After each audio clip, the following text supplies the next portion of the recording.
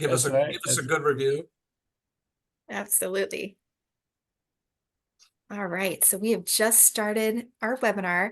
Good afternoon, everybody. I'm going to give everybody just a few minutes to get logged in, but we hope that you had a wonderful Memorial Day weekend.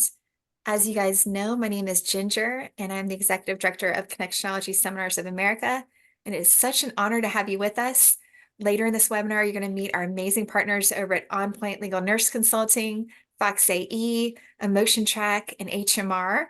And usually we start speaking and we give it a little bit of time before we bring in our partners. But today, some of them are traveling, so we want to accommodate everybody. So in about 20 minutes or so, we're going to have a quick break, and then we're going to get right back into Dr. Benson's presentation. If you have questions, oh gosh, please ask them. Please put them in the Q&A box so that way Ken will be able to ask Dr. Benson. But we're going to take those questions towards the end of the presentation so that way we can get through everything. And we're going to have a good time. You guys are going to learn a lot of great things about brain injury today. And but I'm going to get started first and introduce our amazing moderator. He is a great trial lawyer out of Chicago, Mr. Ken Levinson, who is the founding partner of Levinson and Stefani. Again, it's a Chicago law firm concentrating in representing families in wrongful death and serious injury matters that arise out of truck and auto crashes. Ken actually co-authored the current edition of Litigating Major Automobile Injury and Death Cases, which is published by AAJ, Thomson Reuters, and he's also a co-chair of the Jury Bias Group. He's the immediate past chair of the AAJ Truck Litigation Group, as well as a past chair of the Motor Vehicle Section. And what's really neat is Ken was actually named by Illinois Super Lawyers magazine as one of the top attorneys in Illinois from 2010 to 2024. He's made the list of Super Lawyers' top 100 lawyers in Illinois from 2020, again, all the way to 2024, which is incredible. And he serves as the Illinois Trial Lawyers Association Board of Managers, and he's also serving on the Illinois Board of Governors representative for AAJ. He's also worked on cases resulting in over 825 million in jury verdicts, including his own cases, as well as working as a trial consultant. And he's regularly invited to speak with others and other faculty members at various trial lawyer programs throughout the country. And when he's not working, he's spending time with his beautiful wife, their 3 boys, and enjoying all of these wonderful meals throughout Chicago. And he's actually my go-to person if I go to Chicago. So if you guys are watching and you want to go, please call Ken because he knows exactly where to send you. All right, guys, I'm going to go ahead and send off this webinar and hand it over to Ken and Dr. Benson, and I hope you guys enjoy it. Thanks, Ken. Thank you so much, Ginger, and thanks, John Romano, for putting these phenomenal programs together in person and web by web. So thank you so much. Really helpful to clients, but more importantly, our clients who survive these tragic situations. Speaking of which, getting to the truth and telling our clients' stories is often more challenging with brain injuries than other types of cases. And one of the best resources is with us today to really get to the truth of the medicine and what really happened when we're trying to prove causation in a TBI case. I'm sure we've all heard of Dr. Benson. He's a globally renowned behavioral neurologist and imaging neuroscientist who is recognized for his advances in the diagnosis and treatment of brain disorders. During his fellowship at Mass General Hospital in the 1990s, he pioneered the use of fMRI to map language in neurosurgical patients with tumors and epilepsy. Then, while faculty at Wayne State University in the 2000s, his research using electrical and magnetic stimulation of the brain and hemiparetic and strokes demonstrated proof of concept for the ability to induce neuroplasticity. Hope I didn't butcher the medical terms too much, Doctor. More recently, Dr. Benson's clinical practice and research has focused on more precise diagnosis in head-injured patients, leveraging newer functional neuroimaging, neurosensory, and pituitary evaluations, culminating in more effective treatments and improved outcomes in patients, and really helpful to our clients, really not only in the courtroom, but in their recovery and figuring out what's going on and getting them cured and better. Dr. Benson's research and clinical practice through the Center for Neurologic Studies are strongly focused on disorders of the brain and cognition. Dr. Benson's commitment to finding novel ways to enhance recovery of function after stroke led to multiple foundation and industry-sponsored investigations into the use of targeted electrical magnetic stimulation of the brain in motor and language impairment following strokes. Dr. Benson's research on brain disorders is high impact and cutting edge. I know we'll all gain a tremendous amount of insights, and without further delay, Dr. Benson, I'll turn it to you, sir. Well, Ken and Ginger, thanks so much for the invite. It's really a pleasure and an honor. I've known John Romano for a long time, who I understand is responsible for this webinar series, and certainly have a lot of respect and admiration for him. So it's really it's always a pleasure when I have the opportunity to speak with plaintiff lawyers about this topic that it took me a while to get to, in all honesty. As Ken said in that wonderful introduction, my journey did not begin with traumatic brain injury, but I've certainly ended up here. In fact, the truth is I kind of ran away from it years ago because I was more interested in things like aphasia, which is acquired language disorder that is usually caused by stroke and other kinds of injuries. I just thought it would be much more tractable. And I had this technique that I had a hand in developing called functional MRI that allowed me to map language or motor areas of the brain and higher cognitive areas.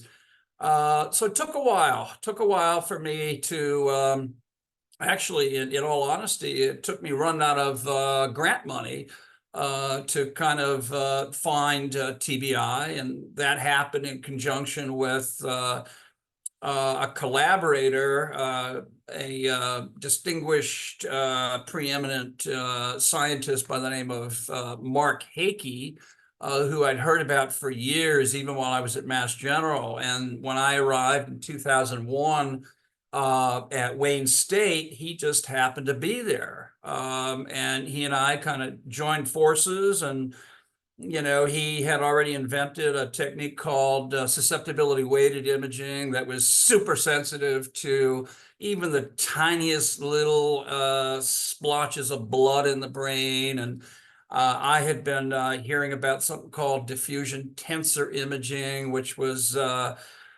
developed in probably the early 90s, but had then been applied to multiple sclerosis because of its ability to track white matter fibers in the brain. And if you know anything about MS, MS is a white matter condition. So I really believe that this DTI tool could be applied to trauma, head trauma, which is also a white matter problem in the brain, not a gray matter so much. And so, Mark and I were off and running. We formed a cross-campus consortium or working group, research group, and it was really gratifying, being able to work with bench scientists who were, doing work with rats and other animals, with, concussion models and such. And also working with more clinical scientists. And then then I kind of took a gamble back around 2011 and left Wayne State, left the medical center, and opened up my own nonprofit that was really geared around research into brain injury with a strong emphasis on brain imaging. But in truth, once I got out of academia and opened myself up to everything else that was going on, because after all, Michigan was a what do you call it? Not I want to say nonprofit, but it was a basically an uncapped system for catastrophic brain loss. And so that there were people who were earning a nice living focused entirely on treating people with brain injury. And they had learned a lot, and I learned a lot from them. And over about a 10-year period, I learned that not only had we made advances diagnostically with the imaging, but there were other conditions that that masqueraded as brain injury, but were in fact sort of bystander injuries, like inner ear vestibular injuries and pituitary injuries, all caused by trauma, but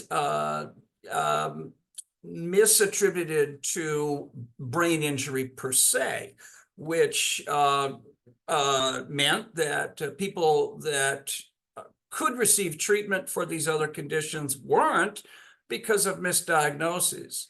All right, so with that sort of backdrop, what I'm going to talk to you about today is really how to identify the mild TBI case, because it's it's sort of riddled with pitfalls and opportunities to get blindsided. So somewhere along the line, I decided that I needed to get back to basics for you attorneys so that you would be better able to find a case when, again, there are lots of obstacles to it. So now I'm going to actually start the formal part of my talk. I'm going to do a share screen.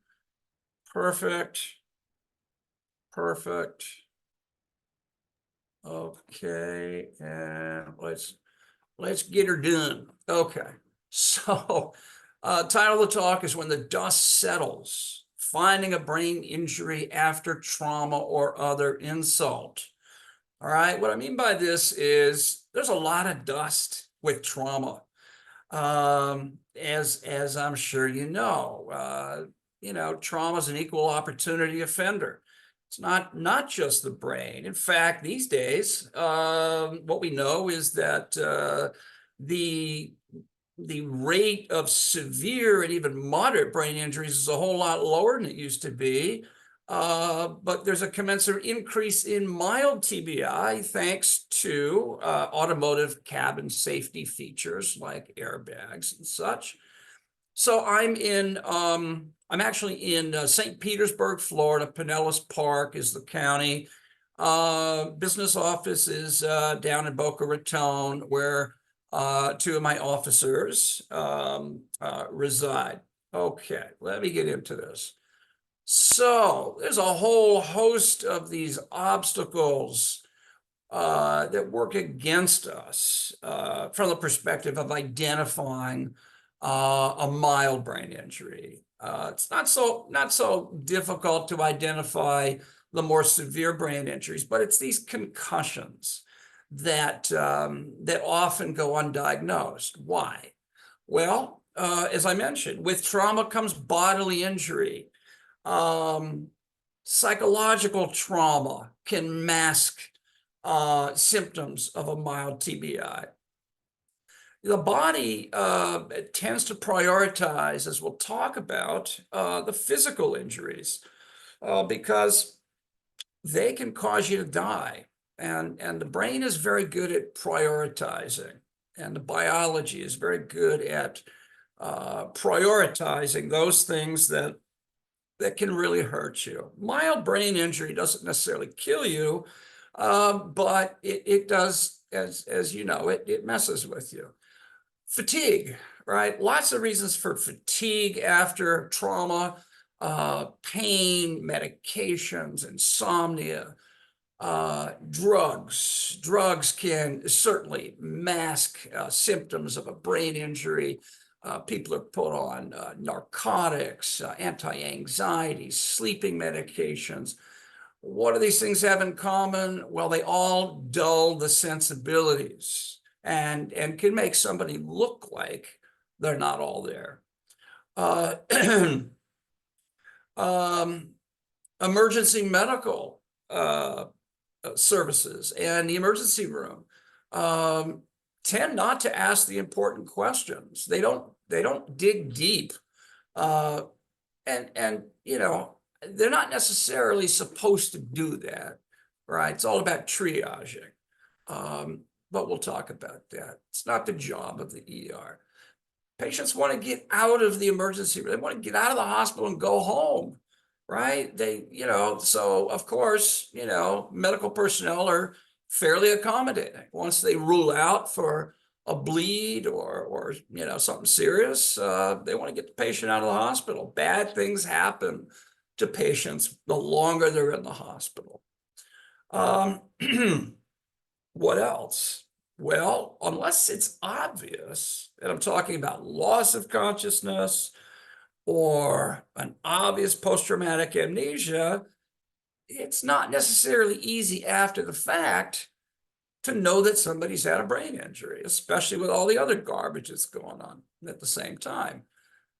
Symptoms, contrary to a popular belief, symptoms after concussion are typically not at their maximum immediately after the injury. Things get worse, right? And don't believe the hype. Don't believe the dogma that the symptoms are at their maximum at the instant of the injury. That's just not true. And we'll talk about why that is. Patients and family, they don't know what a brain injury looks like.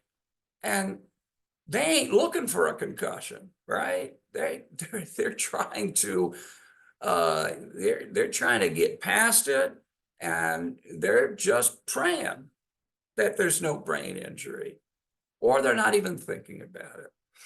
Symptoms may not be obvious, right? Well, listen, a lot of the symptoms are pretty non-specific, and we sort of look at the cluster of symptoms to make a diagnosis.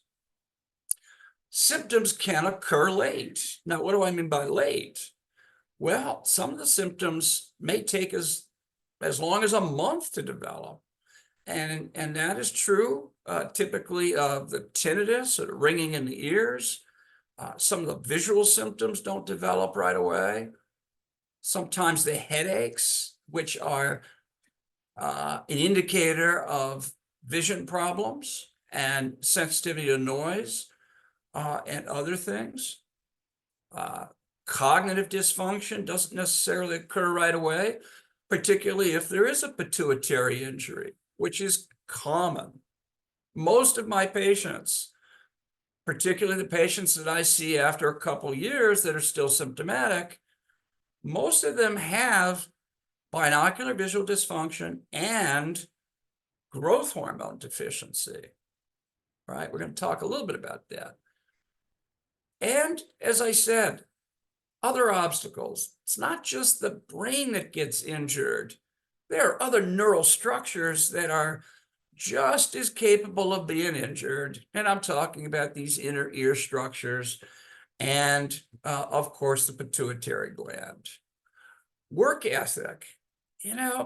I've had the opportunity to see really a mix of people from all over the country. Virtually every state in the country I've seen patients from. And one thing I've been impressed with is the work ethic that these people have. people do not want to consign themselves or give in to a diagnosis of a brain injury. Their goal is to get back to work as soon as possible. That's how they define themselves. That's how their families define them. And lots of times they get back, and it's only after they get back to work that they and everybody else figures out they ain't the same. They're just not able to do it anymore for lots of different reasons.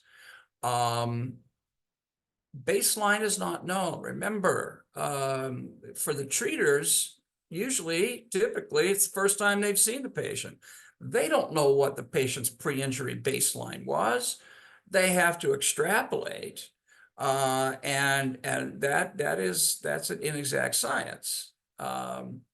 Symptoms are non-specific. I've mentioned that there's not one symptom of concussion that is specific to concussion. That makes things difficult. So let's talk now. Doctor, can I interrupt for one moment? Sure. So you can bring in a sponsor or two that are helpful to us and everyone wants to hear from, I hope. Absolutely. And Dr. Benson has got some great information that he's going to dive right into. And we don't usually take a break this early in the webinar, but Jonathan is here with a motion track today, and he's headed out to catch a flight. And I did not want you guys to miss the chance to hear about their amazing work that they do over here at this company. Even John Romano has been working with them lately. Keith Mitnick, Ilya Lerma, all these incredible trial lawyers getting these multi-million-dollar verdicts. And Jonathan is using his technology to help them win this. Jonathan, thanks for being here. I know you're getting ready to head out, but please share with us a little bit more about what you guys specialize in. Yeah, thank you. Appreciate you making the time for me, Ginger. Thank you. I'm going to share my screen in a minute, but essentially, TBI, auto accidents, premises liability, every flavor of a PI case, we're helping plaintiff attorneys, maximize the outcomes and win more cases with our platform. But I'm going to walk you just through a quick presentation that will help explain what we do. Okay, you can see that, right? So this is the headline here, right? We want to make sure that you guys are maximizing outcomes, period, regardless of what kind of case you have here. Okay, so that's the question. And this is what we know to be true, right? Decisions are based on emotions and feelings. And most communication is nonverbal. If you get people in a room, there's a lot of bias. People say things that they don't necessarily mean. So our software is designed to pick up that nonverbal communication. And this is the question I would pose to you all is, do you know really how your case is going to resonate? Because ultimately that's what matters. And that's what's going to drive a higher valuation. So here's how we do it. There's two components to our platform. The first is emotional analytics. And that's the cool part where we've built a model here that translates these little microfacial expressions that you don't even realize you're exhibiting into a corresponding emotion. We can tell you moment by moment how the panel is responding emotionally to your presentation. And then we've got this survey component. Just like it sounds, you get to ask questions and we collect data back from the audience and we synthesize it and present it to you. We do this 100% on a platform. You don't have to leave your room. You don't have to get people in a room. It's all done digitally. We've got a team that writes a full report. We do a full presentation to tell you what it means. So it's super, super efficient. I'm going to be lazy here for a minute. I'm just going to let you listen to this is a fairly recent client and listen to what he has to say about it because I think he says it well. Let me know if you can't hear that, by the way.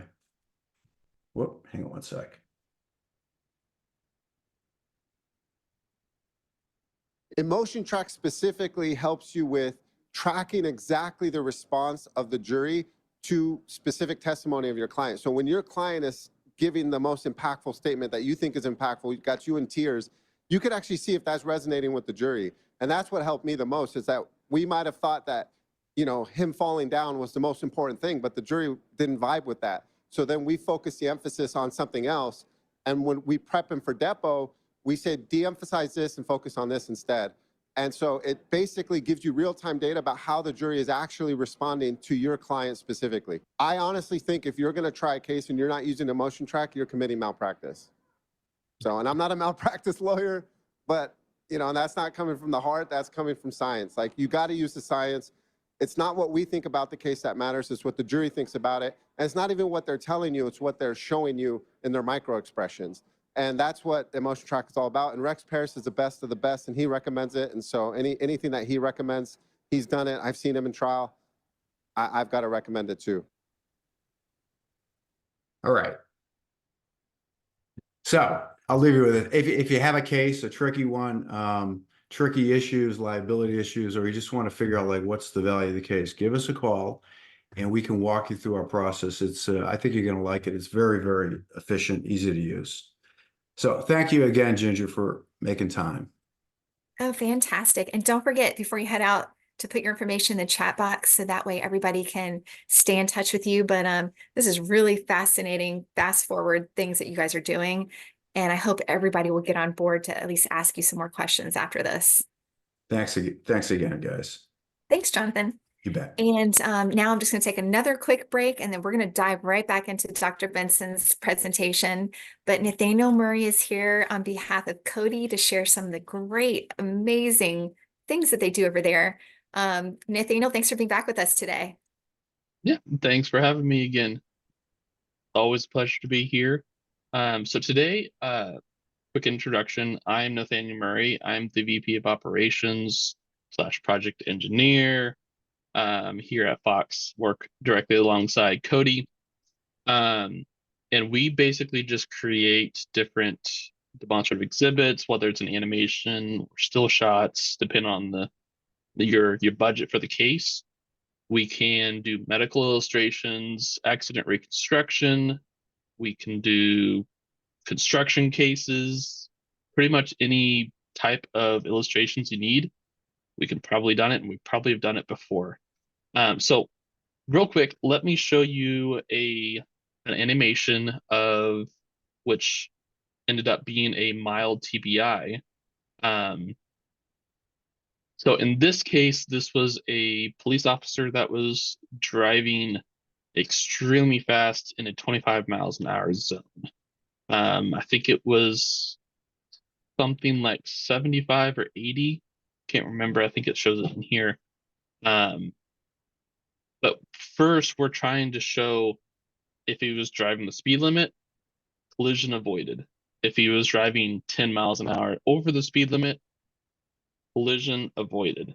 And we like to show how so many different situations could have prevented this collision, and the client wouldn't have gotten her injuries. And so even at 20 miles an hour over the speed limit, it would have been avoided. So now it was 58 miles an hour. So let's see what happens when you drive 58 miles an hour in a 25 mile an hour zone.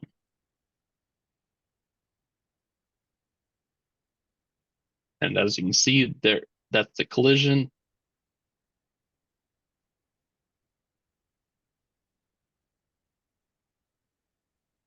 And we do use all the real physics simulations, and we work directly with your experts to be able to make it 100% accurate. And I've got another, if I can get it pulled up here.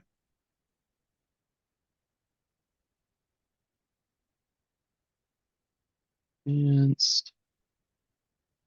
move this over here. So this is an image demonstrative we did for this one, and this was a mild TBI, and so there wasn't a lot of obvious physical evidence of the traumatic brain injury, but she was diagnosed with a TBI. So we worked directly with the doctor and the expert to figure out how exactly to illustrate this without making it inaccurate or going over the top. But we did an accurate representation of what that expert thought the brain would have looked like. She also had a cervical strain in her facet joints, and so we illustrated that as well. So that was a mild TBI case that we did quite recently. It's incredible, the imaging, the graphics that you guys can create, and I'm convinced there's nothing that you cannot do. So Nathaniel, thanks for being with us today. Be sure to put your information in the chat box, and then we hope we see you back here again very soon, okay? Yep, will do. Thank you. All right, Dr. Benson, now the floor is back to you. Yeah, wow. But I can't tell you how impressed I am with both of the presenters and what they're bringing to the fore. I do work with medical imaging companies, and it looks like Cody's as good as any of them. Really impressed, and hopefully I can work with that team at some point. Okay, let me just put this aside. Okay, so starting with bodily injury, getting back to these obstacles. So first I want to present to you the obstacles to identifying a mild TBI, and then we're going to talk about what you should be paying attention to in order to recognize a concussion or a mild TBI, sort of buried deep in some of these cases. But you know, let me put it this way: you always have to consider that your client may have a brain injury. If you don't think about it, you'll never have a chance to identify it. And there is an algorithm for doing just that. And obviously, you guys aren't the docs, but in my experience, plaintiff attorneys know plenty about what a concussion or a mild TBI or what post-concussive syndrome looks like. And I enjoy trying to elaborate on that knowledge. Little knowledge is a dangerous thing. I'm trying to help you guys be as dangerous as possible.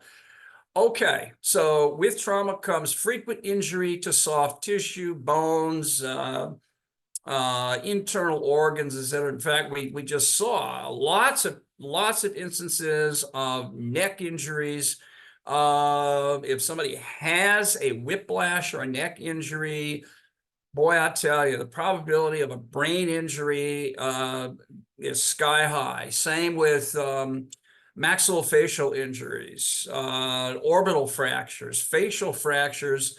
The odds of somebody, being scot-free and not having a brain injury is really low. So your index of suspicion has to be really high. Hey, Dr. Benson, I'm sorry to interrupt. Do you have slides you'd like to share again? Oh, you don't see the slide. Okay. I don't. Maybe, That's I should have reminded you earlier. My bad. yeah, it's all right. Let me see what I can do here.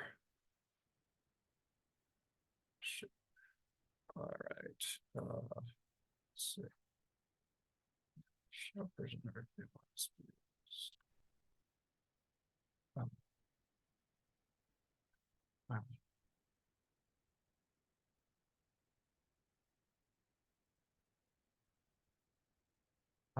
Here we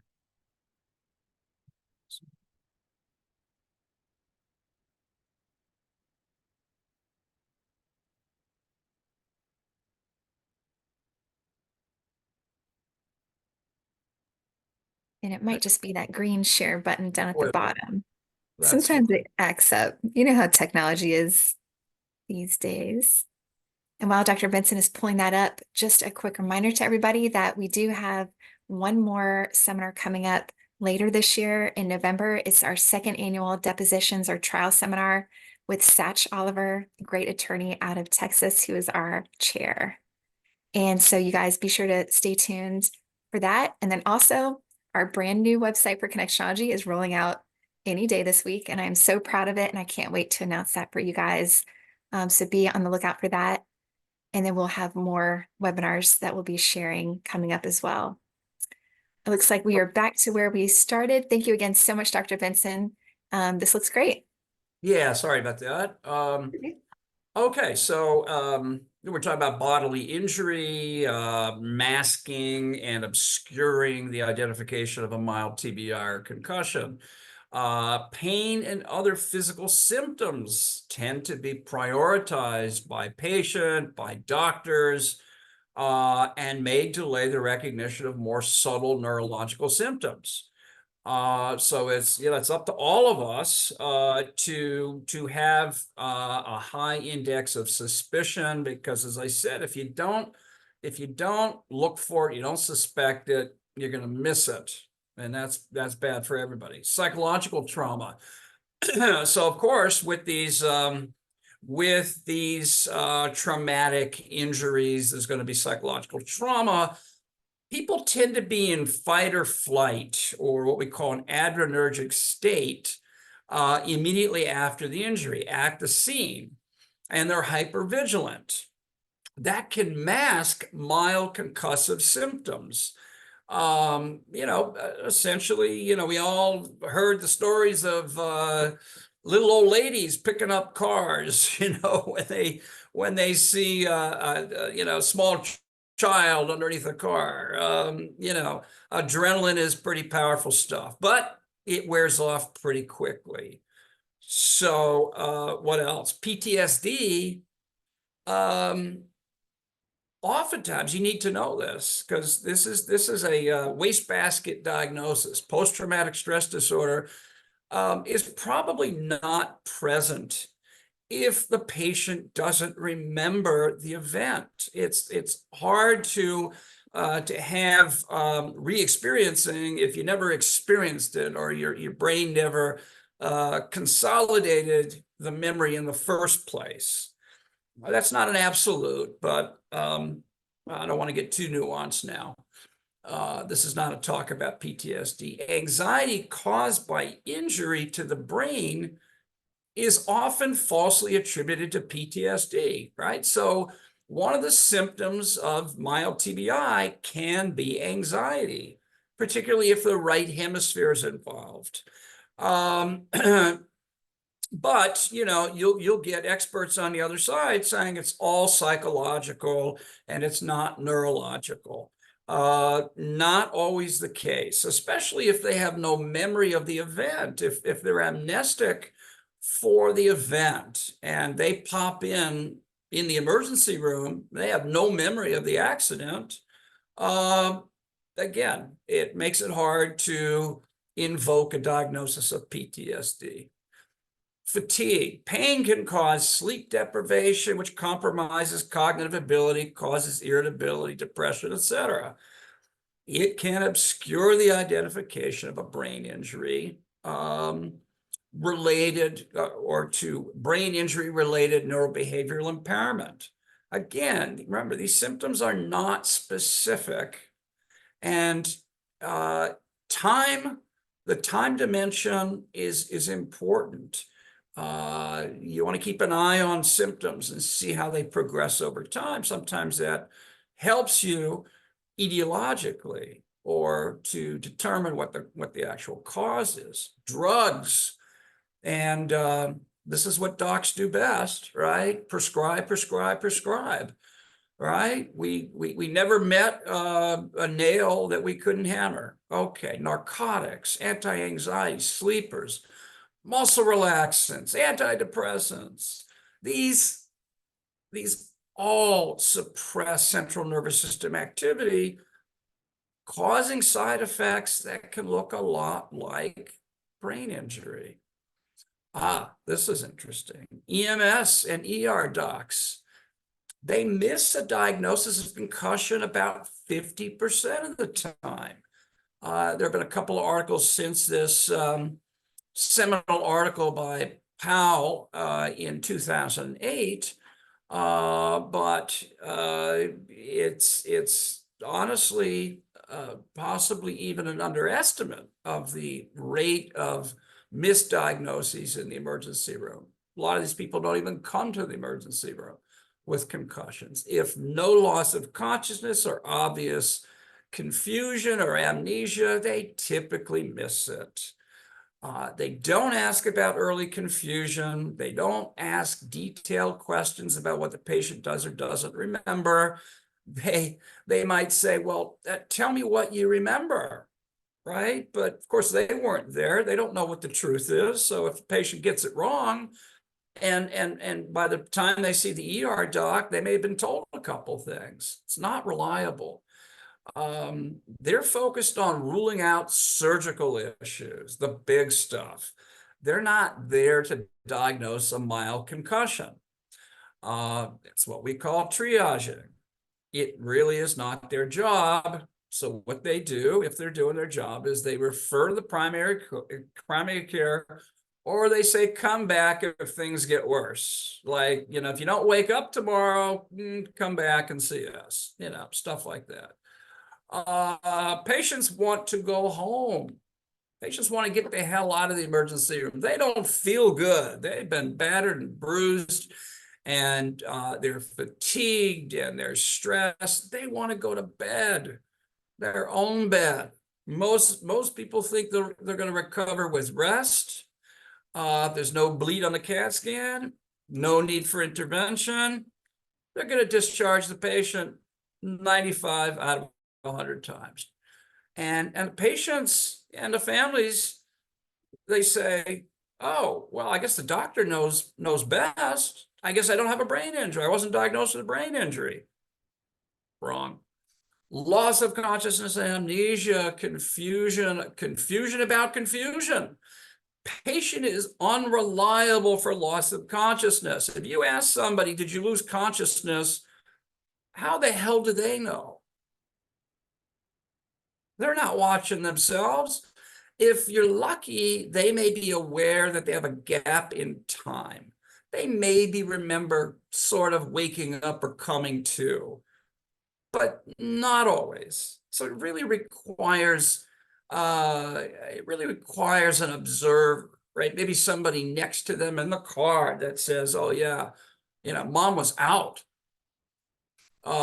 When confronted, patient realizes there's a gap in their memory, but then they might assume that that's a loss of consciousness. So how many times do I get a case and the defense attorney is questioning me about the inconsistency in the patient's history about loss of consciousness? And I always say, I really don't care, because the patient is the last to know whether there's loss of consciousness. And really, amnesia, typically it's not until somebody like me questions them on sort of the beat to beat events that happen before and after the injury, to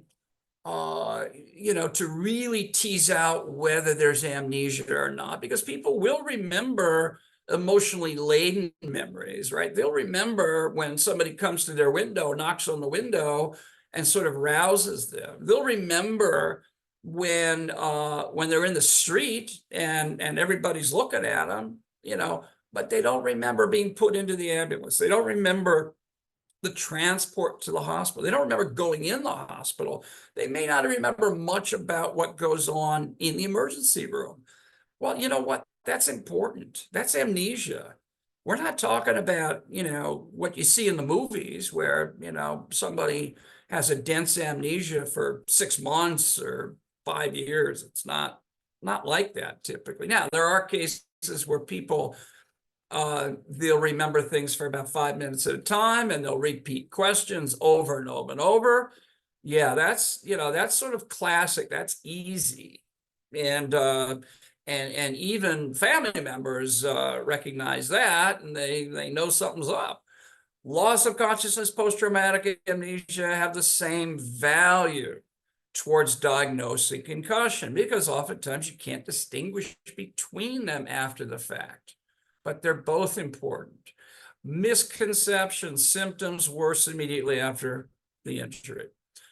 There is this series of physiological events that have been termed the neurometabolic cascade by Chris Giza and Dave Hovde at UCLA, which essentially says, and I have a slide, one of the few visual slides I have in this talk, which illustrates how many things occur that are triggered by the traumatic event. And these things play out over time. And we know that the period of maximal edema is 2 to 3 days. What I mean by that is that there's going to be swelling. When there's injury to tissue, swelling occurs. The period of maximal swelling doesn't even occur for the first couple days. So why would we expect that symptoms would be worse immediately after the event? Now, of course, if somebody loses consciousness or they're densely amnestic, that's a different animal. That certainly occurs early. Okay, so these symptoms tend to worsen over days to weeks. So don't believe this myth that that the defense tries to push, that the symptoms are worst in the first few minutes or first day or so. All right, so this is what I meant. This is this neurometabolic cascade. I'm not going to go into it, but suffice it to say, there are all kinds of physiologic and biochemical changes that occur that don't occur immediately. Patients and family are not doctors. They're not looking for a concussion. These people are motivated to not look for concussion because, concussion's not good. Nobody wants a brain injury. They're okay looking for everything else, right? Because everything else hurts or is uncomfortable. But it's not a heart attack. It's even stroke fits into this. It's sort of it's silent, right? So explain away altered behaviors from TBI as long as possible. So they're going to find, and even treaters are looking for other explanations, anything other than brain injury. But you, as sort of a triage person yourself, looking for the maximum amount of injury or the maximum number of injuries, you are in a position of suspecting the possibility of a brain injury, and you may be the sort of the bottleneck, the first pass at this, who then will send the patient to appropriate treaters. We know how often that happens, particularly in workers' comp cases, which tend to minimize injuries and treatment because it's all about money. Often is first realized when the patient, now I'm talking about the brain injury, is first realized when the patient returns to work because of the increased stimulus environment, increasingly stimulating environment, and the cognitive demands, right? So, I see this all the time. Patients rest, demands are low, they get cleared, they go back to work, and it's just, it's just a shit show. Symptoms may not be obvious: headache, noise, light sensitivity, fatigue. Symptoms are highly variable between patients. They really are. Stimulus sensitive. Lots of patients are stimulus sensitive, meaning light, motion, noise, causing or exacerbating headaches, cognitive impairment, emotional up and downness, irritability, fatigue.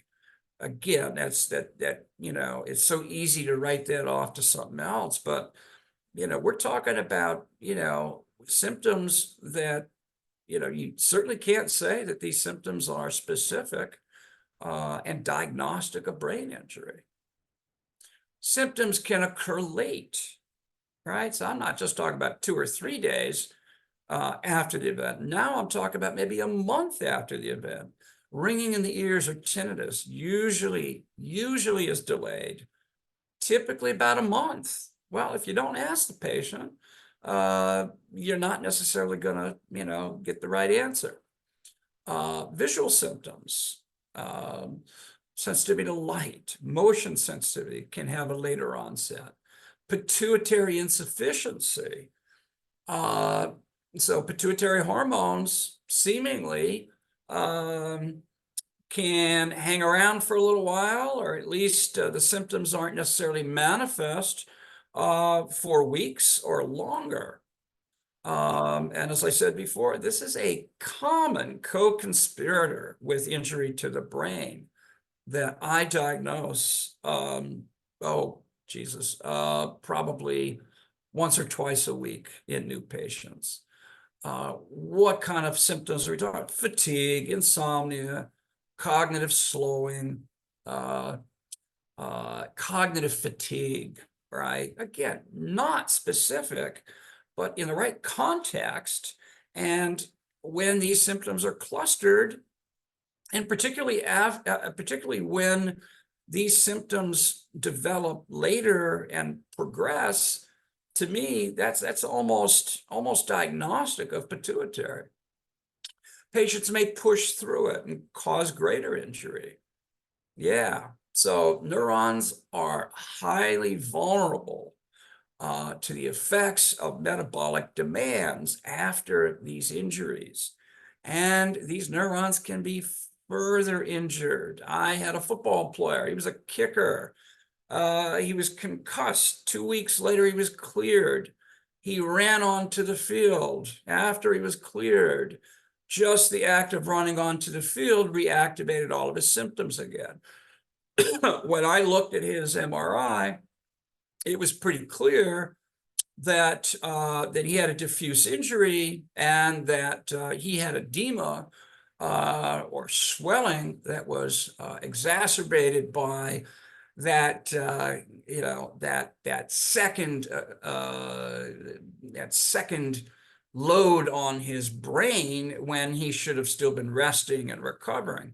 Second impact syndrome is well accepted in brain injury. So this is this is sort of the more severe of what I just described, and it can be fatal. And we know about this. It's led to statutes and laws in different states because of fatalities that occurred when kids went back to return to play too soon and ended up with bleeds because of the friable tissue that hadn't healed yet.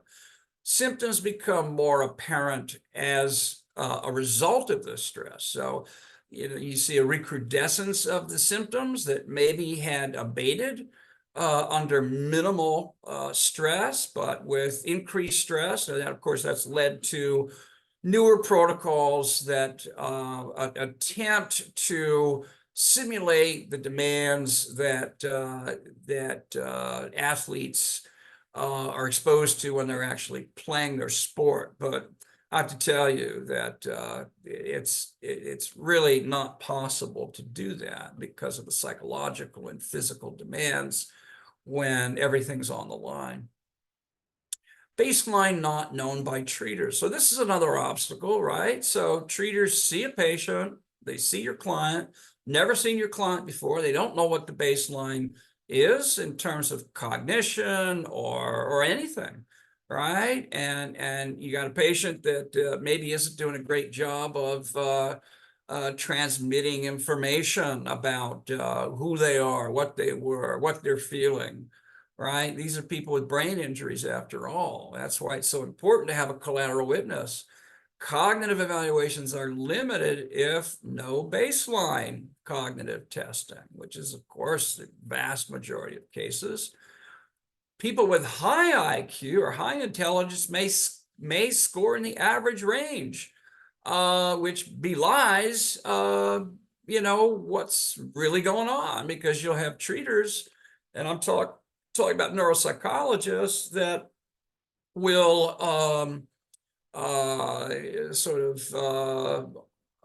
underestimate the importance of a discrepancy between high average and average. But really it's all about the profile. Low IQ may lead to a miss because now the person has all low scores. So, this is a floor effect as opposed to a ceiling effect in a way. Key is the pattern of performance. I'm not going to get into what this pattern of performance is, but suffice it to say that with brain injury, you're not necessarily stupid. What that means is, what you know. Your real world knowledge is still there. Your vocabulary is still there. Even if you have problems coming up with words on demand, but generally speaking, your ability to focus and attend, your ability to recall information, store information, think at a complex level, and to multitask is limited. All right, so there is a profile, there is a pattern of impairment that is diagnostic of brain injury, and good neuropsychologists know this. Plaintiff neuropsychologists know this. Defense neuropsychologists often find ways to skirt the issue. Concussion symptoms are not specific to concussion. I've said that a bunch of times. So symptoms can be misattributed to countervailing illness, depression, anxiety, ear infections, chronic fatigue syndrome, if it exists, Meniere's disease, which is an inner ear condition, premorbid issues like psychological issues.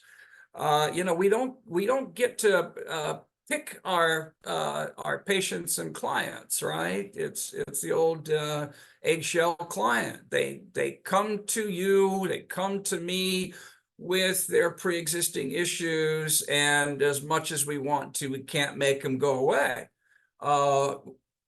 But it is true that most of those issues, particularly psychological issues, tend to be exacerbated after brain injury. I often say brain injury doesn't make you better, doesn't make you smarter, but it certainly does weaken your weaknesses. And sometimes those are the most apparent. So we have to be aware of that and not put that on the patient so much. Medication side effects, stressful circumstances, etc. Okay, clues that a concussion might be present. Okay, so now we're turning the page.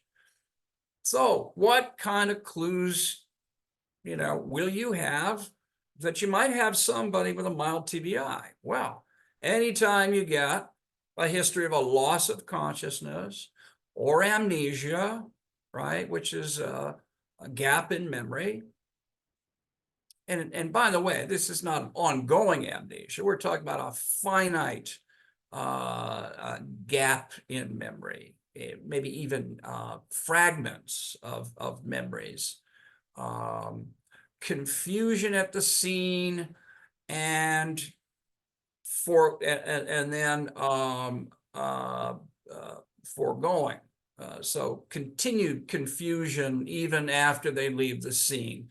All of this is pretty solid evidence that the brain was injured and that there's a brain injury, at least a concussion. Fractures of the face and skull, right? Anytime you got somebody with bony fractures, there's a really good chance you got brain injury. So it's common, to say or to think, well, that's what the skull is for. It's to protect the brain. Yeah, that's true, and that may be the case, but the forces that would conspire to cause a fracture of the face or damage to the face and skull are oftentimes significant enough to cause an injury to the soft underlying brain tissue. Fractures of the shoulder girdle bones, right? So we're talking about forces that cause long bone fractures to the upper body and face. Whiplash, I mentioned, whiplash injury of the neck, right? That tells you that there's rotational forces to the head, and that means that the brain inside the head is moving around, and that there's deformation of the brain significant enough to cause injury, permanent injury. What else? Memory problems. Almost always, not always, but almost always, people have memory problems after a brain injury. Sometimes the patient's not aware. Oftentimes the patient's not aware, which puts the onus on you to talk to a collateral witness, somebody that knows the patient before and after. Now, of course, if the patient has few demands on them, it again might not be obvious, and with all the other sort of mitigating circumstances like medications, sleep deprivation, pain, everybody's looking to excuse and alibi for brain injury.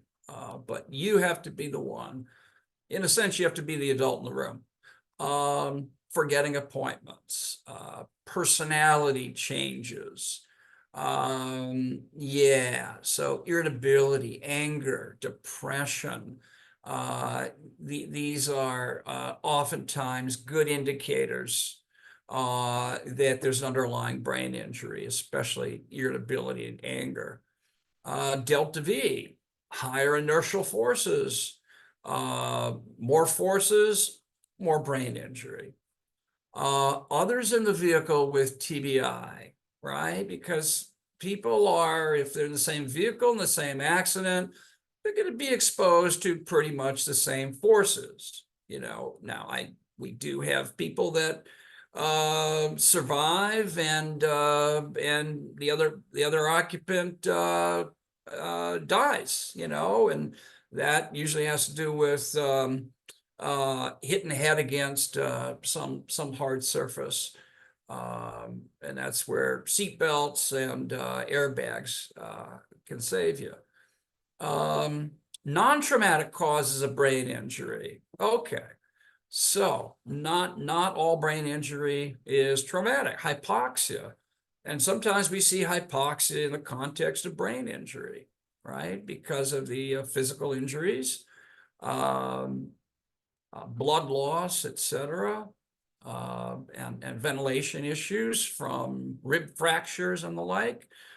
But see, with severe sleep apnea, carbon monoxide intoxication, low blood flow, intoxication with various chemicals, electrical injury. I've seen now numerous times brain injuries stemming from electrical injuries, or what some people call electrocutions. Metabolic, low sodium, low B12, hypoglycemia, overdose of prescription medications with toxic effects, infections, mold. Mold is sort of, for me, my new love, because I recently had a case and worked up the case, did imaging, and I've learned a lot since that time. And And I just want to share with you that mold is a real thing. And when it takes hold in the brain, it can stay there. In 20% of the population who have HLA or immune abnormalities that cause them to maintain a certain inflammation. How to proceed? How do you proceed if you have a mild brain injury suspected? Well, the first thing is you don't have to do anything urgently. Meaning that if you're getting the patient in the first few weeks, you don't necessarily have to act immediately. You want to wait until they're off the pain medications if possible. Send to treaters, therapists, physical medicine rehab. PM&R are good people to send them to because they sort of sit atop all kinds of rehab specialists like PT, SLP, occupational therapists. You could send them to a concussion clinic, to get them triaged. Speak with family and before and after witnesses to get more information. How is Mr. So-and-so? How is your dad different now than he was before his injury? That dialogue is really important because patients may only know a quarter of what's going on, and they're really motivated to ignore it and get back to work. Concussion questionnaires. Okay, so these are 3 different concussion questionnaires that you can use to help you sort of work through whether somebody is likely to have a concussion or not. There's the ACE, or Acute Concussion Evaluation Questionnaire from the CDC. There's the Rivermead Post-Concussive Symptoms Questionnaire. And there's a Neuro Toolkit, Post-Concussive Symptom Scale, PCSS. These are all commonly used. See, I can't see all this because of the frame on top. I don't know how to get rid of that. How can I get rid of that? Okay, so look, I'm not going to go into this in detail. You can certainly get a copy of my slides to get the references so that you can get these questionnaires. And you can see it's a questionnaire. And these symptoms, they're not themselves diagnostic of TBI. All right, and that's why you use a questionnaire that has a catalog of symptoms and a rating of these symptoms, and why these symptoms are being compared to pre-injury. Okay, and I didn't put the scoring key on here. You'll have to get that yourself. All right, here's another one. They're all pretty similar. All right, this may be the prettiest. Physical, I like this because it breaks it down into physical symptoms, cognitive symptoms, emotional symptoms, and sleep. Sleep is the one that is often, let's say, not on people's radar, but it's real. You'll see sleepiness or drowsiness, but you'll also see insomnia. Now, when I see insomnia after 1 year, let's say following the first year, along with a bunch of other symptoms like fatigue, that clues me into growth hormone deficiency, which is a pituitary condition. Head trauma is not all about the brain. All right, so what I mean by that is, I talked about these sort of bystander injuries, or, it's sort of inaccurate, but sometimes I use the phrase complications of head injury. And here I'm talking about pituitary. I'm talking about a vision condition, which is not an eye condition, it's a brain condition. And the only way that you see it is by testing the two eyes together. If you test each eye individually, you don't see it. And then the inner ear symptoms. So let's get into it a little bit. All right, so here's the pituitary gland. It's suspended by the hypothalamus right here by this flimsy pituitary stalk or infundibulum. It rests in this sphenoid sinus, this bone called the sella turcica or the Turkish saddle. So what happens, we think, is, especially with these whiplash injuries, where we see this all the time, the head is going back and forth, and so is the brain, and it probably causes some traction on the pituitary stalk, which is very vascular. These loose reticular blood vessels carry releasing factors from the hypothalamus to the anterior pituitary. And if these vessels are damaged, then the releasing factors that would cause the pituitary to release its hormones it doesn't get released. All right. But in reality, if there's damage to the hypothalamus from trauma, or there's damage to the infundibulum from trauma, or there's damage possibly because the pituitary is banging up against the sella turcica, all of those have a final common pathway, which is reduced hormone secreted into the blood. And that's really all we care about, because we can treat that. What are the signs and symptoms of low growth hormone? Well, I just said it's a result of injury to the hypothalamus of the brain or the pituitary, low energy and stamina. Brent Maisel, you may have heard him talk about pituitary and growth hormone deficiency.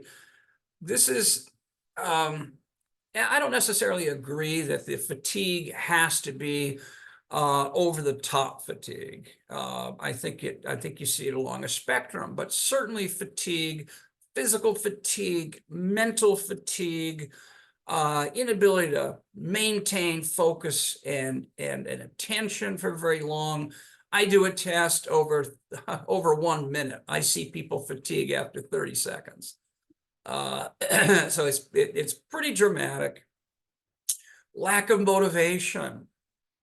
I call this bump on a log syndrome. And I used to see this a lot in former NFL players, because they were sitting ducks for this. How many head traumas did they incur in the course of their lives? So these were guys that were certainly extremely motivated. Otherwise, they don't make the NFL. They don't play. But by the time they see me, they're really comfortable in their easy chair.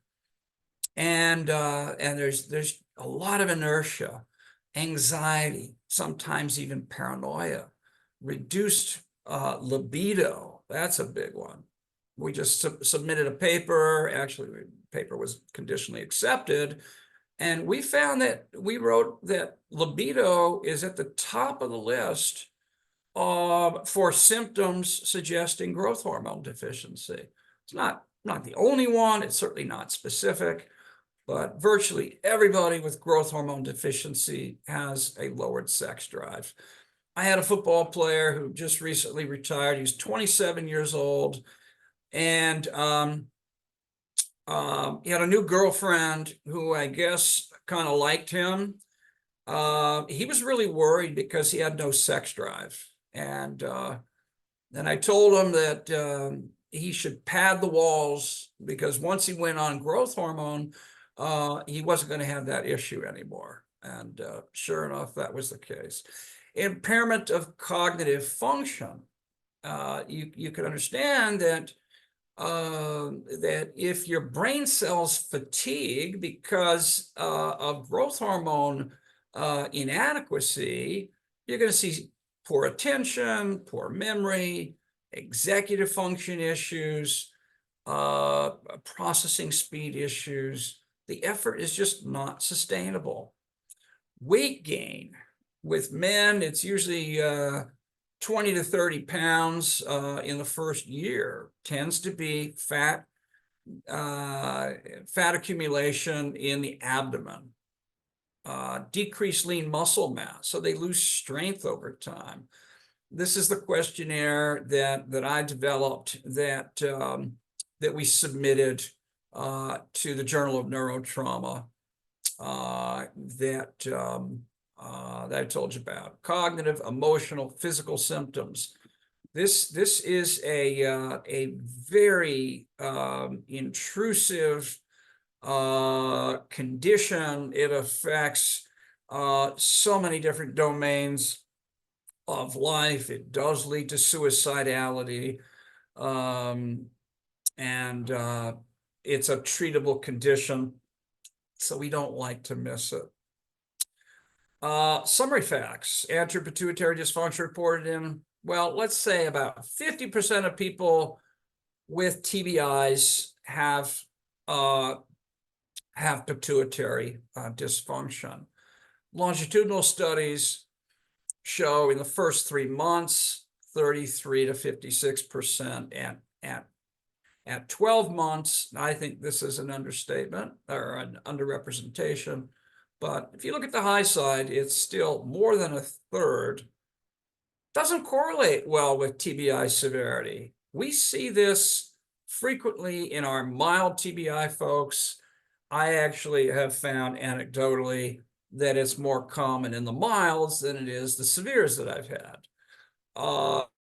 Rate of hypopituitarism increases with repetitive head trauma, such as football and boxing. For some reason, in Turkey, boxing, I guess, was pretty big, or at least that the docs there that were investigating growth hormone deficiency looked at boxers and published a lot on boxers and showed that they could restore them to a quality of life by treating them for their growth hormone deficiency.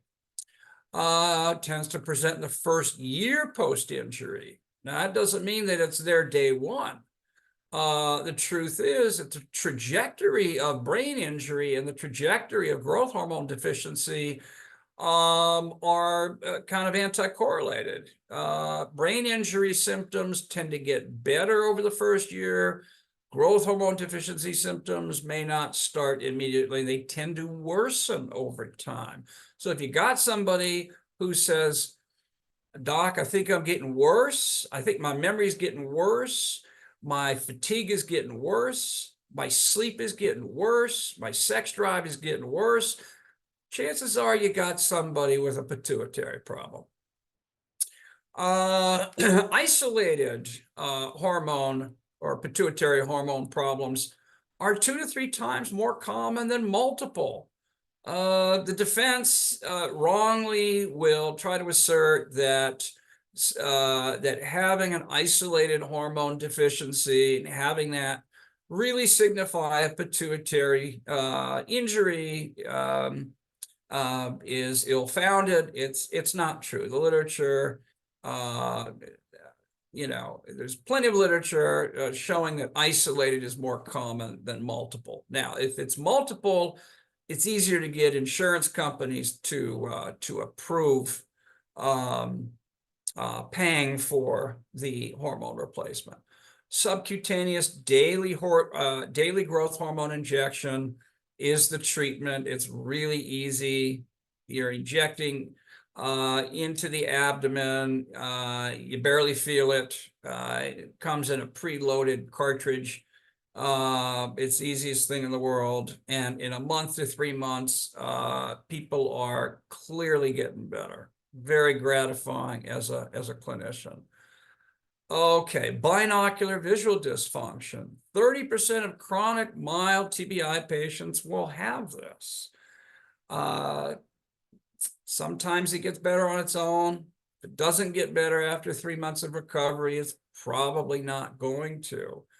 I do a really simple little test where I have people follow my finger back and forth, and you wouldn't believe how symptomatic people get doing this stupid visual pursuit task, but they have to use the two eyes together to do this. If the two eyes aren't aligned because of this condition or a loss of the brain's compensatory mechanism to pull the eyes together, people get dizzy, they have pain around their eyes, and some get nauseous. The nausea is big in some people.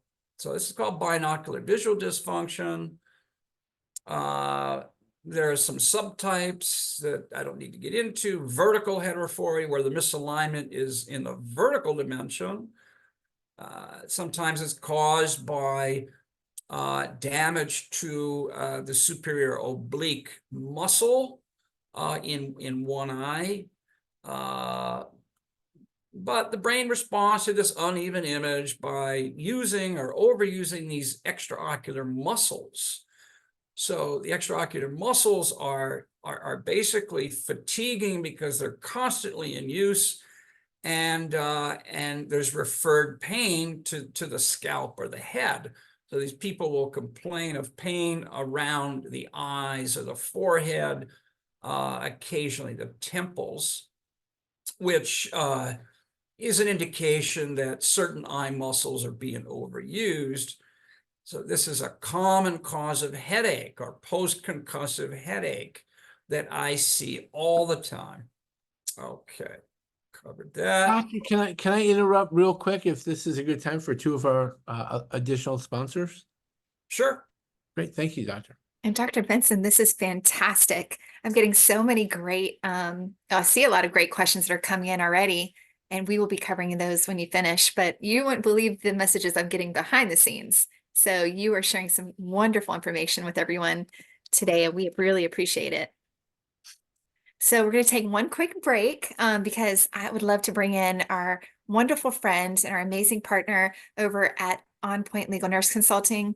Patrick has been a nurse for over 20 years, but he works with some of my favorite legal nurse consultants like Ingrid, who's been practicing for almost 40 now. They have an amazing team, and John always stresses the importance of working with these amazing nurses because they can totally change your case. So Patrick, I'm going to leave the floor over to you for a few minutes, and thank you for being with us today. Of course, no, thank you very much. And it's very nice to meet everyone. Again, my name is Patrick Stonich, and I am one of the directors over at On Point Legal Nurse Consulting. And like Ginger said, I've been a nurse for going on 20 years. My background is in cardiac ICU and then went out to the community setting. So I now focus on home health, hospice, and long-term care. I'm still a clinically active nurse, and I'm one of the experts over here at On Point, and I still review cases, particularly in the home health and hospice and assisted living area. So one of the we do many things over at On Point, and one of the biggest things, especially being a nurse, is we love to educate, we love to teach. And going off of what the doctor said, one of the things as nurses, and what John Romano always says, is always have a nurse on your case. And the reason why is, besides being fantastic at doing what we do, but we also look at our perspective is a little bit different when we're reviewing cases, specifically the nursing process, which should be in all of our reports and all of our expert reports, is we call it ADPIE, which is ADPIE, which is assess, diagnose, plan, implement, and evaluate. So going off of when things are missed, nurses, and we're trained, or good nurses are trained, to look at the whole entire picture and find the missing pieces. We see this a lot in the cases that we review. We find, orders have been changed that they shouldn't have been changed. It was changed incorrectly. They're with the patients a lot. We spend a lot of time with our patients in comparison to with some doctors. And that's just the nature of how our healthcare system works. We spend a lot of time with the patients so we can see the small differences from one thing to the next and reporting that over immediately. So some of the reports that we do, we start with our medical chronologies and analysis. We do non-economic damage reports. We do the pain and suffering reports, which is a nursing-based report, and that focuses on anything that has happened to the patient post-injury. So if they were in a car accident, if it was a traumatic brain injury, we're focusing on everything that happened to that patient during the actual injury and post-injury. So we interviewed the patient or the client and their families to see how the injury has actually affected their day-to-day life. Again, that's a non-economic damage report.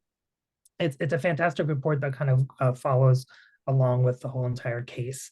The medical summaries, our merit screening, and then of course we have a fantastic database of medical providers and nursing providers that can review cases for whatever the case is. We practice nationwide. Ingrid is one of my fantastic coworkers for the long-term care division. And then we have Dawn, who's also been a nurse for 35 years, I believe. So all of the directors are nurses. We follow the cases from beginning to end. We're not just placing experts and then moving on.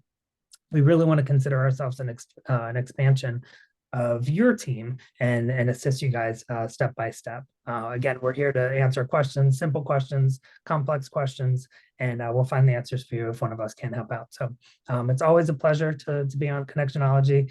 It's always fantastic to learn new things and meet new people.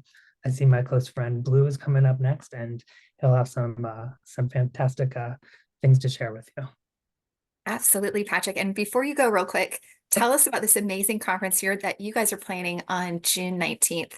Yes.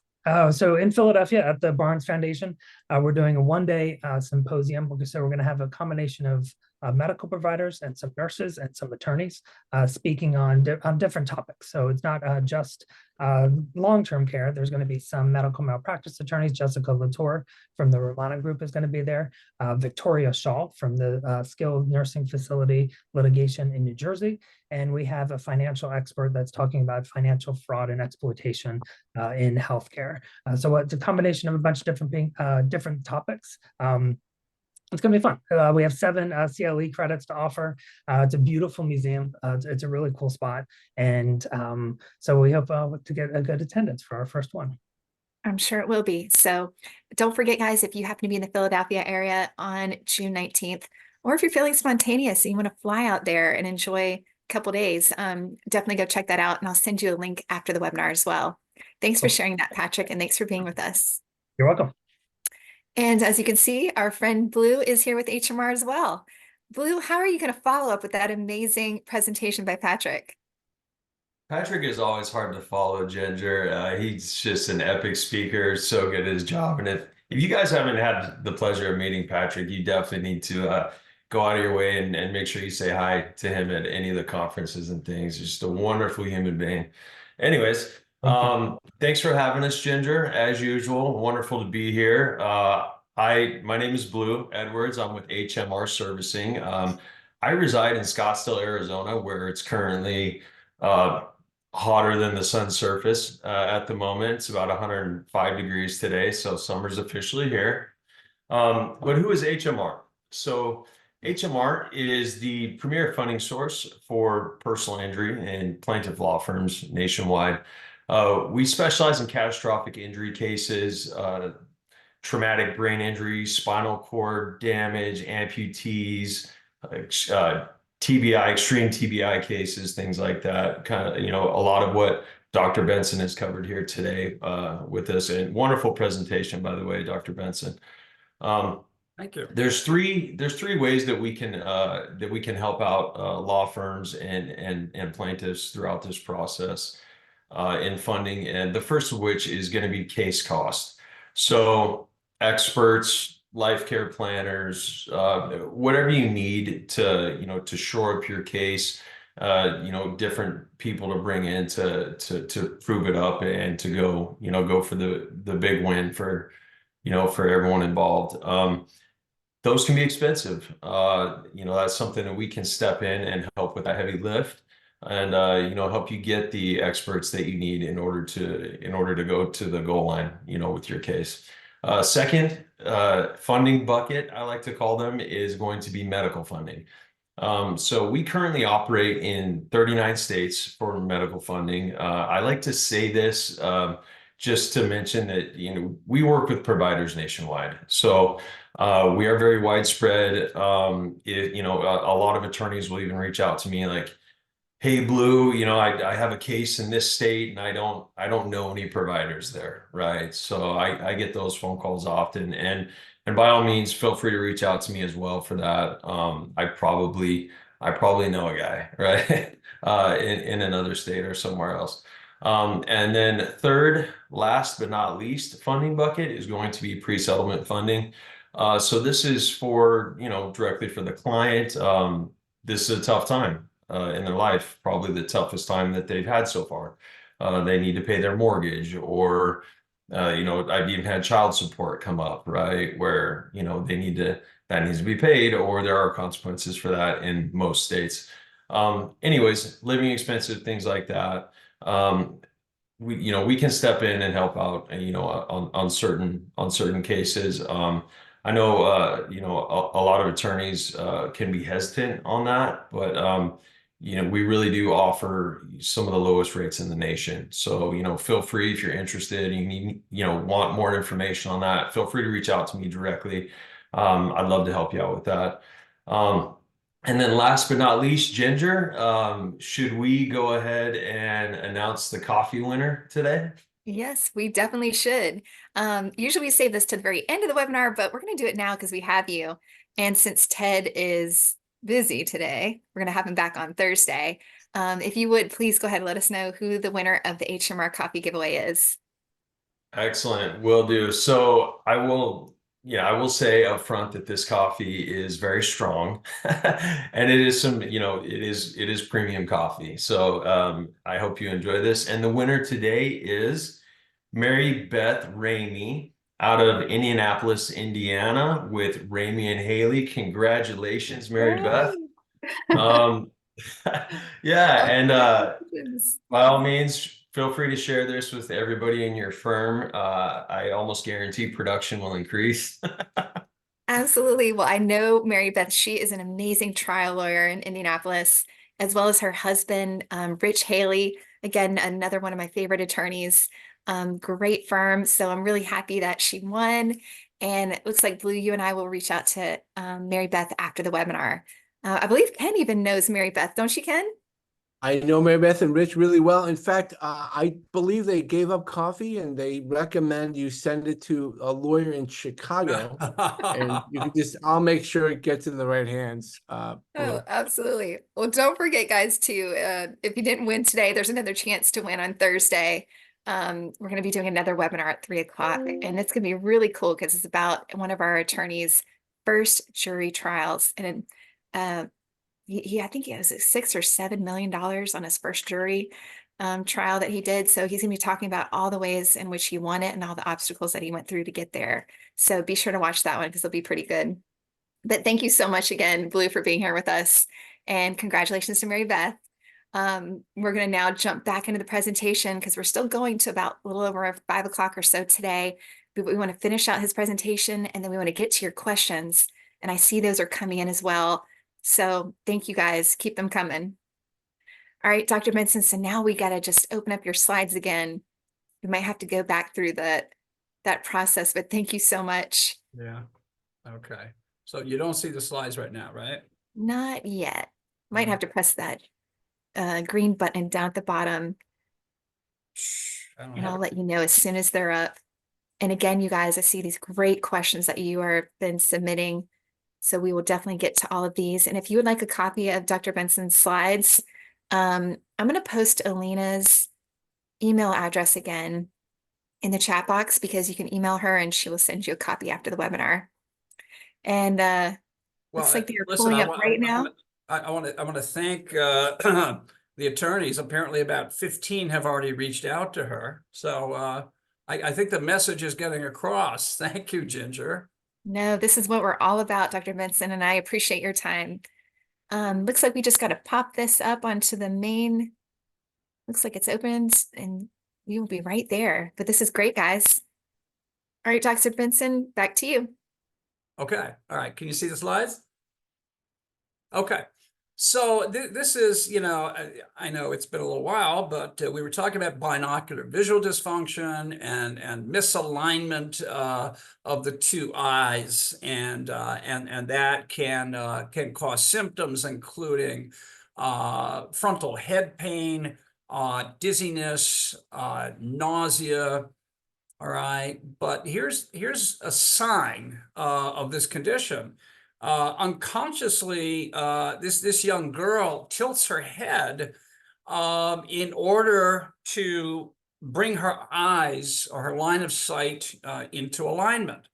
So oftentimes I see people who walk in and their head is tilted. And yeah, sometimes there are other causes of that, but frequently the cause is that they have a vertical misalignment of the eyes, and they're compensating in the way that they can. There is a questionnaire. It's called the Binocular Vision Dysfunction Questionnaire. It was developed by one of my colleagues, Debbie Feinberg, an optometrist in Michigan, who I work closely with, who really taught me all about this. I knew nothing about this when I left Wayne State, and one of the first patients I had, I like to say she vomited her way in when she saw me the first time. The next time I saw her, no such vomiting, and I was quite pleased. I think she was too. And the reason was that she had seen Debbie, and Debbie had given her prism lenses to correct the misalignment between her two eyes. And that really was helpful until she got pregnant. When she got pregnant, the hormones, the estrogen and progesterone, cause laxity of ligaments, as we know it does, and it caused her eyes to go out of alignment again. So she needed a tweak. And so every time she got pregnant, she needed a tweak. And I told her after the second one, I said, "You're done. We can't do this anymore." And she agreed. She was done. Okay, so now we're going to talk about an inner ear condition that occurs not infrequently. My colleague, Jerry Giannoli, who's down in Covington, Louisiana, and is a neuro-otologist. He's really one of the preeminent neuro-otologists in the country. He does surgery at times to correct this condition. He's written a book on this condition that came out within the last couple of years. He tells me that it's just as likely that you will damage these inner ear structures as you will damage the brain with trauma. So it's no surprise that I have a lot of patients that have tinnitus, they have balance dysfunction, some of them have hearing issues. Let's talk about what's actually going on here. Well, here's the semicircular canal. You actually have 3 semicircular canals. They're all perpendicular to each other. Here's the cochlea. This is the organ of balance right here. So when you move, you have hair cells in the semicircular canals that also move and send impulses to the brain so that we don't fall over, we don't get dizzy. Now, what happens is, in some cases, there's damage to the overlying cartilage, and that causes the semicircular canal to be in communication with I'm not going to say the outside air, but the middle ear canal or the middle ear, and it's called dehiscence, superior semicircular canal dehiscence. Okay, and that causes abnormal pressures, and specifically pressures from the outside that normally would not get to these hair cells inside the semicircular canal. So for instance, sound is nothing more than pressure wave. Well, sound can induce a pressure wave that normally would be physically unable to get to the semicircular canal, but now it does, so that sound can cause dizziness. Traumatically induced semicircular canal dehiscence syndrome, the abnormal connection between the middle cranial fossa and the inner ear alters the flow of endolymph, resulting in hearing loss, low frequency, it's a conductive type, tinnitus or ringing in the ears, and a symptom called autophony, perception of one's voice or other bodily sounds, heart rate, breathing, being excessively loud. Vertigo, so triggered by loud sounds or changes in the middle ear. Tullio's phenomenon, that's what Tullio's is, sound-induced vertigo. If you've got Tullio's, you've got a breach of the inner ear structure. And if that happened post trauma, you've got inner ear injury. Tullio's phenomenon, if the sound-induced, it is sound-induced vertigo or nystagmus or both. Nystagmus is this jittering that you see of the eyes, that is a result of these balance structures being off and reverberating. It is often accompanied by hearing loss, tinnitus, and pressure sensitivity. The cause is usually a fistula or a breach in the middle or inner ear, allowing abnormal sound synchronized pressure changes in the balance organs. It's one of the common symptoms of dehiscence. Also, perilymphatic fistula can occur, and you can see it in Meniere's disease. Now, a lot of times people after trauma will be diagnosed with Meniere's. All right, and what you need to know is Meniere's is something that tends to be genetic, tends to occur in middle to older age, and it doesn't really have a specific cause. If your client develops a post-traumatic Meniere's, it's not Meniere's. It's semicircular canal dehiscence, or there's a fistula. In either case, it's caused by the trauma. Summary and conclusions. All right, so looking back on this talk, lots of obstacles to early diagnosis of mild TBI. We covered many of them. First responders often miss it, so don't be dissuaded. Don't be misled if your client was not diagnosed with a concussion by first responders or in the emergency room. They miss it at least 50% of the time. You must look for it or you will miss it. And I've given you some clues. I've given you some mechanisms that you can use, including those questionnaires.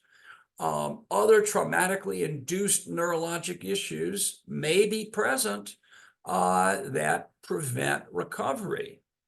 And I'm talking about pituitary. I'm talking about the vision condition. I'm talking about the inner ear condition. And yeah, so looks like that is the end of the talk. So I can take any questions. Great. We have a bunch. I'll try to get to as many as we can, Doctor. But first of all, that was absolutely fantastic, really helpful to our clients and fellow trial lawyers.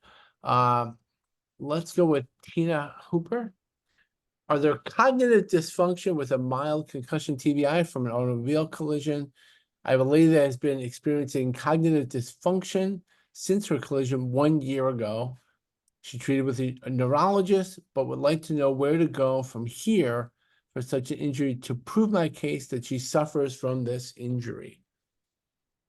Yeah, is it Tina? Tina Hooper, yes. Yeah, Tina, thanks for that question. The answer is a resounding yes. We do see cognitive symptoms. They tend to be on the mild side. They tend to be passed off oftentimes by defense witnesses. Again, don't be fooled by that.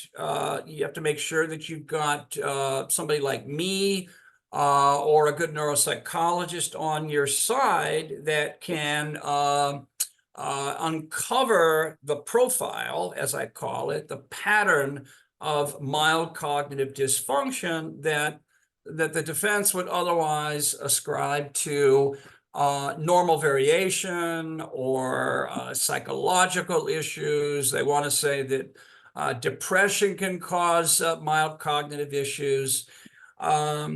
So you really do need to arm yourself. And it leads me to a follow-up, Doctor. When should a lawyer who's really doing their best to help their client with a brain injury, when should they contact you, Dr. Benson? When should they get you involved in the case? Great question, Ken. I like to be contacted after a year.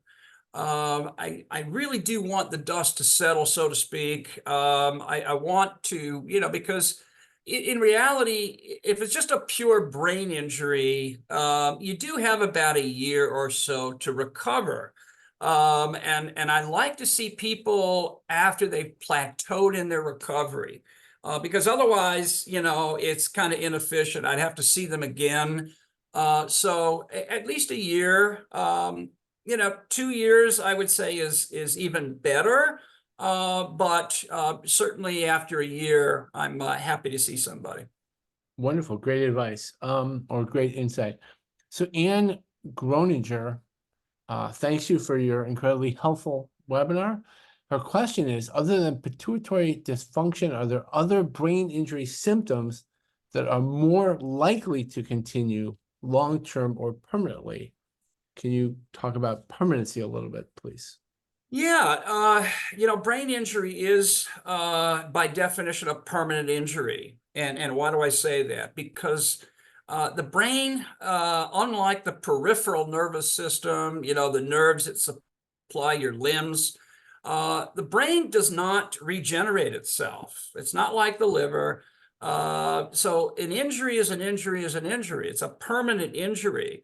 Now that's not to say that there isn't something called neuroplasticity and that surviving neurons and networks over time enlarge and compensate. But you're never as good as you were prior to your injury. So many of the symptoms can be permanent. What we know is, and there was a meta-analysis done a few years ago by a group out of Canada that showed that at 1 year's time, 50% of people still hadn't recovered from their concussion or mild TBI. All right, what does that mean? Well, unlike, what the WHO found and what the defense experts cite all the time, the so-called miserable minority at 15% is not 15%, it's 50%. We know that now. We know that from a single uncomplicated concussion, meaning no skull fracture, no hemorrhage, about half of the people are still symptomatic. And what else do we know? Well, we know from tons of data coming out of the VA medical system that you are at a twofold increase in your lifetime risk for developing Alzheimer's disease and dementia from a single uncomplicated concussion, right? So there are very permanent residua or sequela from even from one uncomplicated concussion. Great, thank you. Tina had a follow-up on an issue that I think many of us face, which is Tina's client, Tina Hooper, has a high-functioning job. So let's say we represent a student and they look at their grades, oh, your grades didn't go down. In fact, some grades went up. Or our client has a high-functioning cognitive job and they say, well, you still can do your job. And the defense argument is, well, you couldn't have a brain injury. How do we deal with that? What's your, any recommendations, Dr. Benson, in that scenario? Yeah, I mean, a lot of things come to mind because obviously I've been doing this for a long time and I've seen this many times. Okay, so the person can still do their job, right? That's the premise of the question. But can they do the job the way that they always did before, right? With the same capacity? Are they working longer hours? Or maybe they're working shorter hours because they really can't maintain the diligence and the effort. Are they taking more breaks? Have they built in compensatory mechanisms? Do they have accommodations, either formally or informally, that allow them to maintain their job?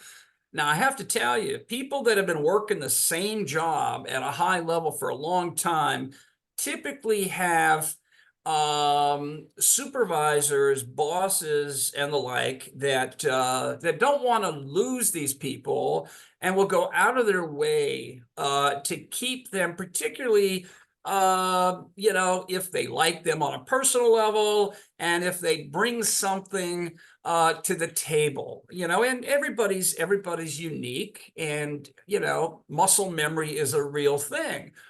Typically what suffers is the productivity, the ability to to put out whatever the product or service is at the same rate. But with that being said, it's really important as plaintiff attorneys to get testimony from coworkers, supervisors, and obviously wives, husbands, family members, to nail down what the changes have been. The other part of it is, again, the time dimension. If they are working at at a high level job and they're busting their tail like most people are, the question is it sustainable? What about the effect of stress on them and fatigue? There's a burnout factor. Ask your client if they're thinking about early retirement because they don't feel that they can sustain their level of output and exertion. What else has suffered?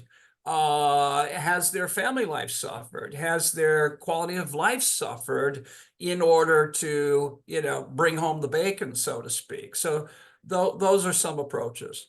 No, that's great advice. And it's a reminder of that, something that John Romano teaches a lot or constantly, which is you got to do the work and be really diligent and not just take a look at employment records or, in the example earlier, of school records for a student. Talk to witnesses, talk to family members, really dig deep and do your job as a trial lawyer, and don't just sit back at your office, but really dig into what the truth is in the client's story. And great reminder, doctor. Remind us again your contact information. How lawyers can get in touch with you, doctor? Well, my website is probably the easiest thing to remember. It's it's basically the Center For Neurologic Studies.com, www. And that will get you where you need to get to. Let's see, but calling that number down there will get to Alina Delali, who will speak with you personally and basically tell you what you need to do to to get your client here, and that will include an MRI, by the way. We haven't talked about the imaging, but as I told you, I sort of carved out a niche for myself doing advanced MRI for TBI, including SWI, DTI, and really advanced volumetric imaging. So your client will get an MRI the same day that they see me. They'll fly into Tampa. They'll get they'll get their MRI done. Then they'll come down. It's only about a half hour away. See me in St. Pete, and if need be, they can go back the same day. A lot of people like to stay over and enjoy, St. Pete and Tampa. So that's the way it is. Great, thank you. Ginger, do we have time for one more quick question? Yep, we sure do. And I So- think there's also one in the Q&A box too. Looks like there's Yeah, a couple more. Kent Yeah. Kent Buckingham asks, are there lab tests that they can diagnose a pituitary issue in addition to the symptoms leading to that diagnosis? Yeah, really good question. By the way, I have talks, dedicated talks for pituitary, vision, the imaging, and Ginger, you probably would like me to sort of give those talks to your group, which I'm happy to do. Yeah, so yeah, right. So the way this works is I suspect clinically that there's a pituitary issue going on, and that's based on 2 questionnaires that they complete before they ever even get to Florida. And based on that, we will recommend or refer to one of the few endocrinologists in the country that will actually do the pituitary testing in somebody without cancer and who's not a pediatric patient. So this is really supply limited. And I did a podcast with Brett Maisel. You're welcome to check that out on my website. It's the first of a number of podcasts that I plan to do. But he and I are probably the two neurologists in the country that are really all over this pituitary issue. So it's a good discussion. And bottom line is he has somebody that he uses there in Galveston. I have somebody that I've been using for a decade in Michigan. It's a 2-day test. It's blood testing, and it's definitive. The defense, they try, but they really can't cut into it because it's absolutely objective testing. If your peak growth hormone level doesn't go above 5, you're deficient. And unfortunately or unfortunately, the cost of growth hormone per year is about $40,000. So as I tell the attorneys, add that to the life care plan.